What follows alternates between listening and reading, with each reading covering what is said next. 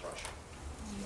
And as speakers, we look at first impression as that which we make with our audience in the first 1, 2, maybe maximum of 3 minutes. When we talked this morning about speech openings, my hope for you is that you will get some ideas today that you can use to make your speech more impactful than it's ever been before. So as we begin to explore this journey about how we as speakers make the most positive impact in those opening minutes, let me ask you to do this.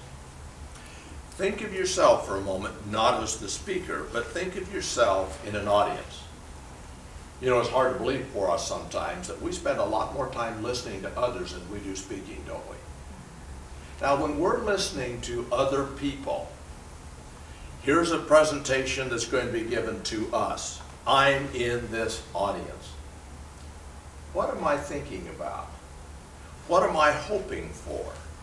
What are my most positive expectations as a member of this audience?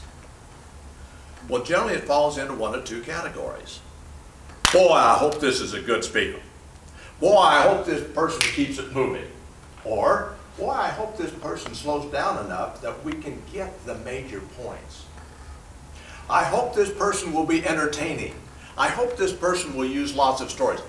Boy, I hope there's some facts behind all the fluff that we're going to get today. So part of the concern is over content, isn't it? Or excuse me, part of the concern is over the delivery. How's it going to be delivered? I hope it's delivered coming in on my channel, the way I'm tuned to enjoy the most. And then what's the other thing you're most concerned about as a member of an audience? And that is, will this be a good investment of my time in terms of the information I receive? Will I learn something today that will help me in some way do something better than I've ever done it before? And if I'm able to do it better than I've ever done it before, what will that mean to me?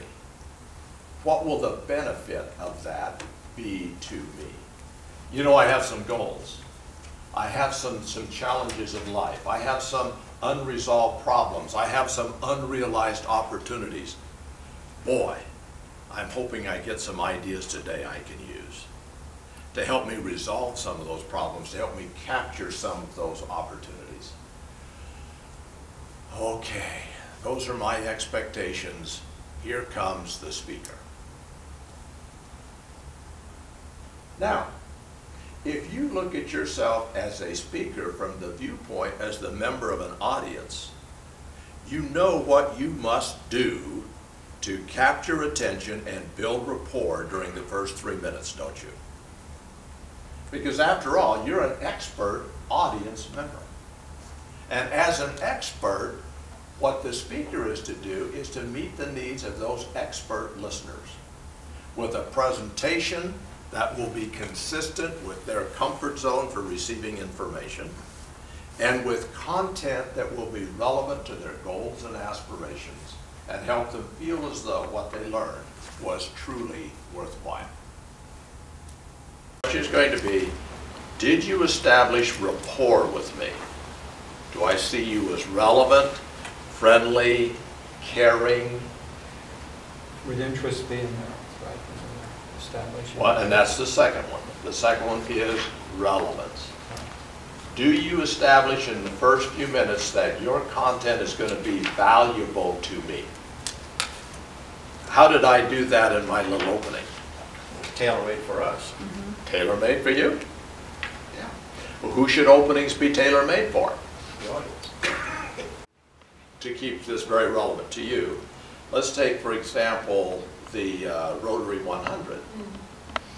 Okay. Who attends Rotary 100? Attorneys, lawyers, judges. It's a pretty narrow, pretty definable audience, isn't it? So, what does it take to be compelling? What compels them? And that's what we forget so many times, is I think about each audience. Yes, yes, yes.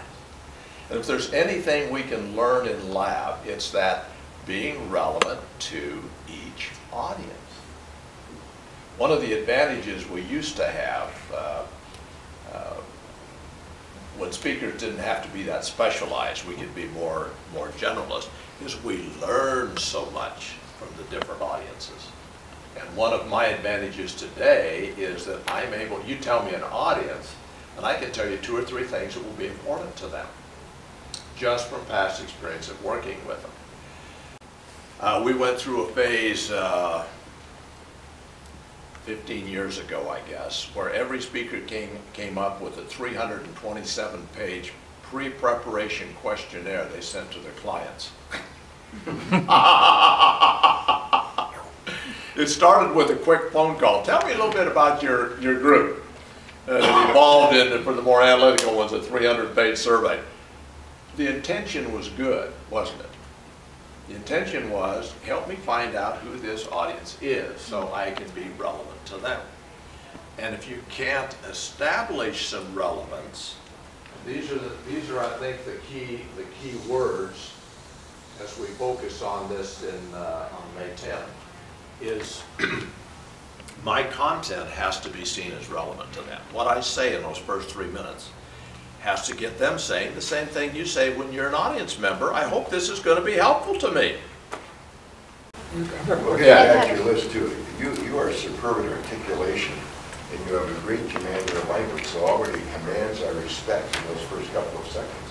I would argue in terms of whether it's you got 2 or 3 minutes. I think with today's attention span being so very minimal, you got about 5 or 10 seconds to grab them. Very good preoccupation.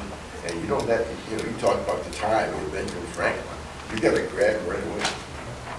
And all these things, how they can. What was the first little illustration I used, or quote, comment? Let's say that let's say Bill was making the presentation to speakers today with this topic about Cisco systems and their various hardware capabilities. What would he be talking to us about?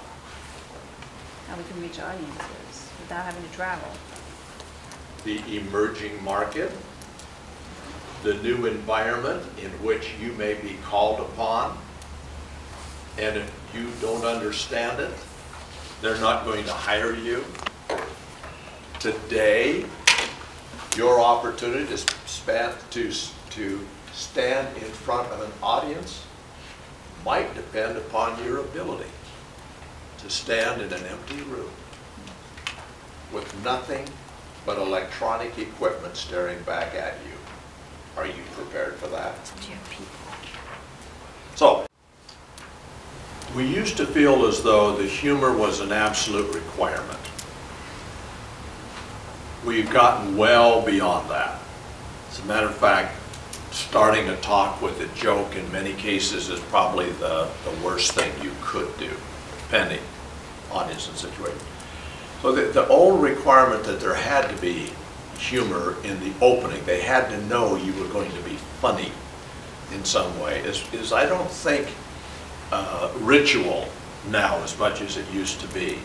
Yeah. Do you want people to come to do this with an audience in mind, that they tell us who this Absolutely. is? Rather than it being addressed specifically to us. Can we sign up for the opening?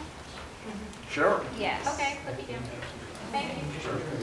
Yeah, that's going to be key to our ability to give you feedback about relevance, is to know who it is you say you're talking to.